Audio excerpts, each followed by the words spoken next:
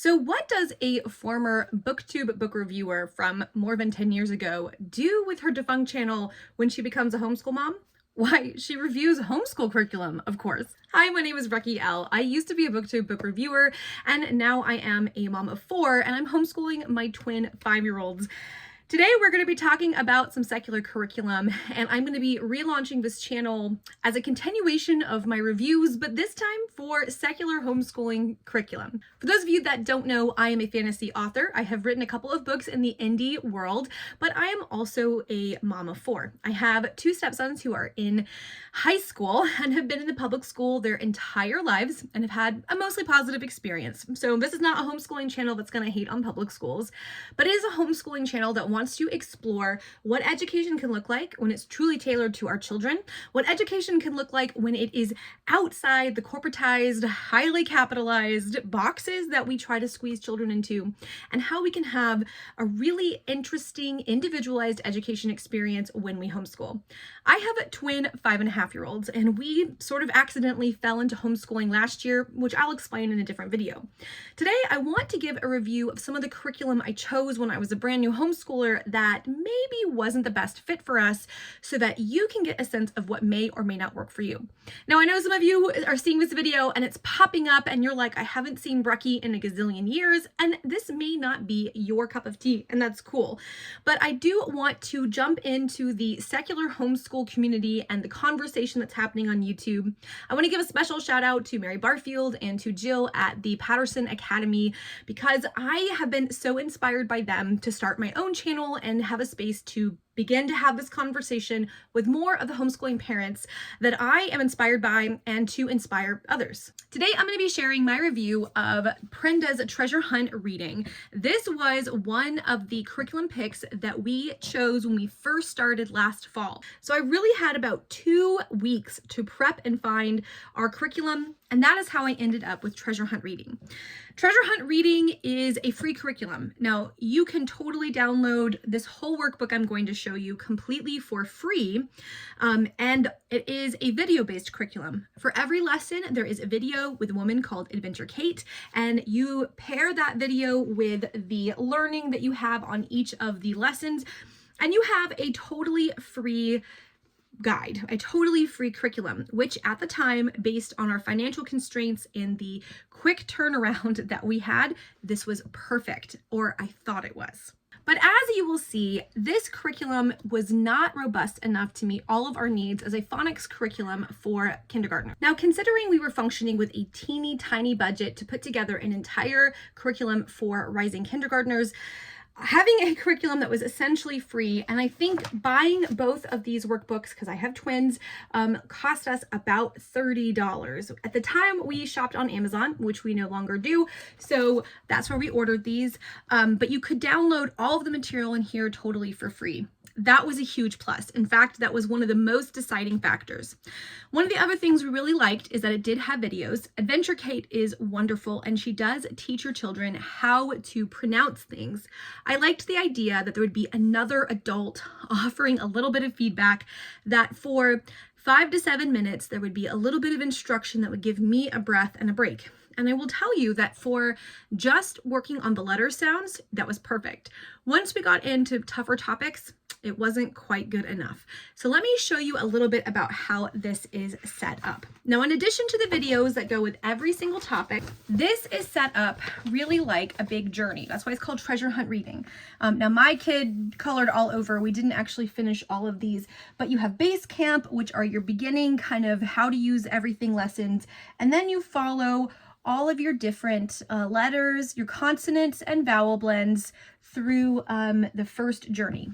So this is broken up into 3 journeys.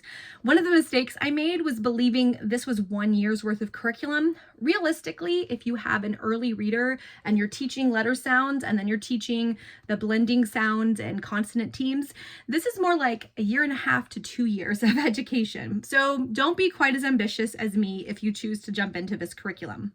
You have the second 2 journeys, which again get more and more difficult, and if my child hadn't colored on these, you'd be able to see what each of them is covering. You then have this other section where every time you complete one of the stories that is assigned with the lesson, this curriculum has little 4 to 6 square stories. I'll show you them in a second, that you draw the picture. So your child reads the sentence of the story, draws their own picture, and then is supposed to practice reading their own story.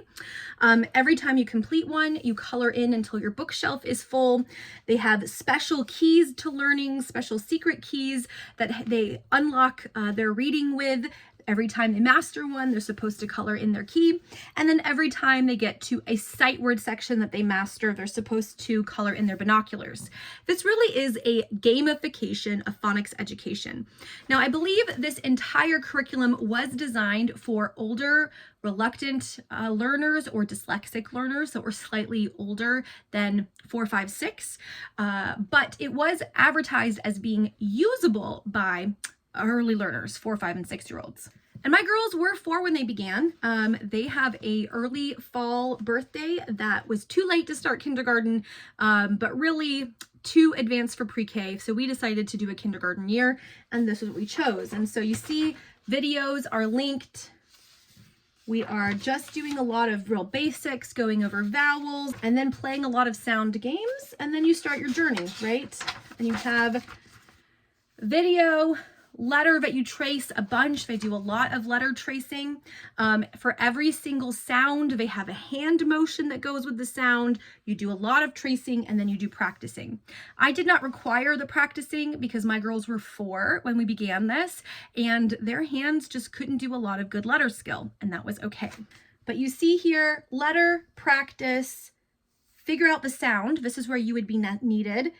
Find the capital, find the lowercase, which is a good practice to have. And then you as the adult would read this section here, and they're supposed to clap every time they hear the sound you're practicing. Writing again here, which we skipped with my 4-year-olds, and then you would practice. This is where you stop and have your helpful adult double check that you understand the sound. Now, for these beginning letters, this was actually pretty great. For our first term that was primarily about sounding out the different letter sounds, this was great. We took about a month to 6 weeks to go through all of these letters, and I loved it. I actually think that Journey 1 is awesome, and if you are strapped for cash and you really want to do a very simple phonograms awareness, learning the letter sounds, learning to recognize your letters, this is free, and the videos are free. So great curriculum resource. Here's where things got a little bit challenging. You practice being able to see everything by sight, still all good. But then you start doing words, and they jump right in, right?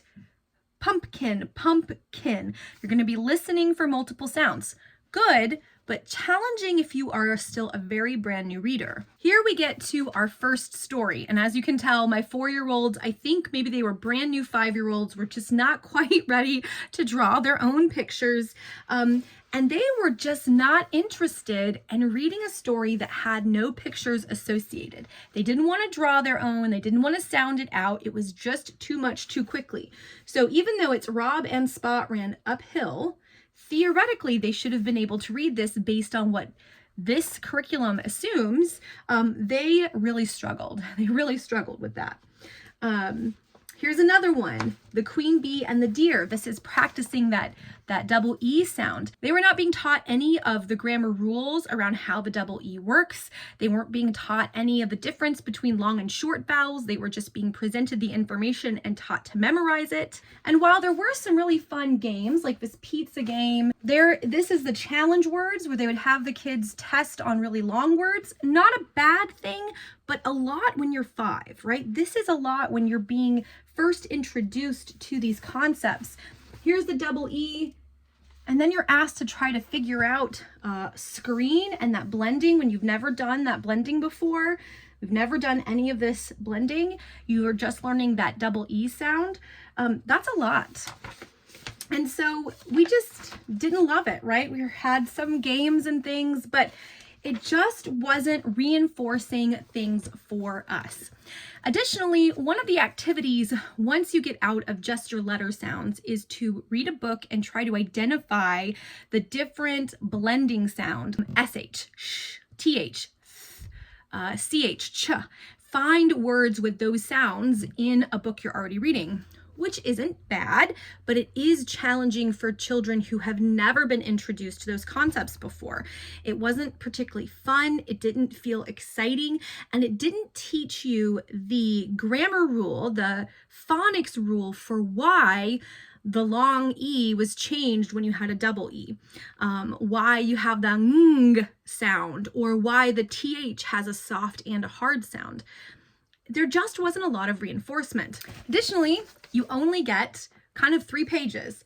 Here's the video and the sound, okay? They're supposed to find their different words. You can see how well that went. And then we had 1 game and a story and challenge words. And that was all. That was all the practice. They definitely discouraged using anything but the stories from the curriculum. And I will tell you, my girls found them boring and didn't like them. They wanted to read Bob books. This moved really quickly. There wasn't a lot of opportunity for reinforcement. You have to make your own sight words. It just was not robust enough. Now, this curriculum could be awesome if you are someone who is familiar with teaching phonics, you have an older, more reluctant learner, or you already have some of the supplemental materials that you've used with other children or you've gotten secondhand and you can beef this up. A lot of people talked about pairing this with Explode the Code, which maybe worked for them, but I didn't want that. And I really wanted to have a curriculum that was going to teach the phonics rules because I didn't learn them. Because I grew up in Atlanta public schools, we did whole language. I was one of the experimental kids in the early 90s doing the whole language method. I learned very little phonics, and so my spelling is bad because of that. I don't know the rules. It was only through watching YouTube videos that I'd ever heard the phrase, the E at the end makes the vowel say its name, as in like hate, right? Or late. I'd never learned that. I'd never heard that in my life. I was just taught to memorize things. And so I want my children to understand a little bit why the grammar and why the phonics are going the way they're going so they can sound out more challenging words in the future, and so that I know how to teach the rules to them as a kind of uninitiated elementary school teacher. So as you can see, this is where we stopped. We got to this, the ooh, and how there's 3 different sounds, and it just was not enough reinforcement for these different sounds. There was just not enough practice. The games were not engaging enough to keep practicing. It was just too much. So we kind of bailed here, and that was right before the winter break holiday for us, and I thought, oh my goodness, what am I going to do? I ended up switching to one of the gold standards, the All About Reading curriculum, and it has been wonderful. I'll talk about that in a different video, but I wanted to give you my insights as someone who really did try to make this work for us. I think that if you are someone who really wants a very simple introduction to the phonics and the sounds of letters, that very early phenomenological awareness, and you would benefit from something with a screen and you would benefit from something free, then journey 1 of this, just the kind of letter sounds, could be very useful, right? You can download this and print off these pages, practice them over and over and over, watch the little video, just do the practice. You could even do the same pages more than once. I think that that would actually be a great tool if you need something that isn't going to cost a lot and is going to give you a little bit of support if you're brand new and you don't know how to teach phonics. That first journey could give you a nice stopgap while you save up for a different program. The problem is that when you get into things like long vowel sounds that have multiple different sounds, like the double O, the oo, ah, kind of sounds, there's not a lot of help for you as the teacher. And if you don't already have familiarity with how those phonics are put together, this curriculum becomes very challenging to instruct, even with the videos. Would I recommend treasure hunt reading? I probably wouldn't if you were in my place, which is you're a homeschooler that maybe didn't plan to homeschool and you have never taught early grades and you know nothing about literacy education. Again, journey 1 would be great for anybody, I think. But after that, I think you would want to move on to a more robust curriculum. That said, I've kept these workbooks because I may use them as reinforcement of concepts that we are learning now through All About Reading, which is what we chose to go with. But I wouldn't say that unless you already have experience, you have an older reader who needs a refresher, maybe because they are dyslexic, since that is something that this curriculum says they support, or who is a little bit reluctant and would like to not feel like it's so cutesy, because All About Reading and a lot of the curriculums are quite cutesy. I could see how a 7-year-old, an 8-year-old, a 9-year-old who has struggled with reading could benefit from a program like this. That could be something to invest in, to look at, to investigate, to watch the videos. And because you can print this off for totally free, then it might be worth it. But to buy the full color curriculum, is that worth it? Probably not. I kind of wish I had just downloaded that first journey, started there to see if it worked for us. Then I wouldn't have felt so bad about switching. But what's being a homeschool parent if it isn't switching curriculum at least 500 times in one school year? Am I right? Friends, comment down below and let me know, have you used Treasure Hunt Reading? Did you like it? Would you recommend it? And what is the phonics program that you have chosen? We did decide to switch to All About Reading. It is, again, one of the most beloved on the internet, and for good reason. It's working really well for us. I'm excited to be a part of the secular homeschool community conversation. I've been watching a ton of videos, so now it's fun to make them. Thank you guys for watching, and I will see you in the next video.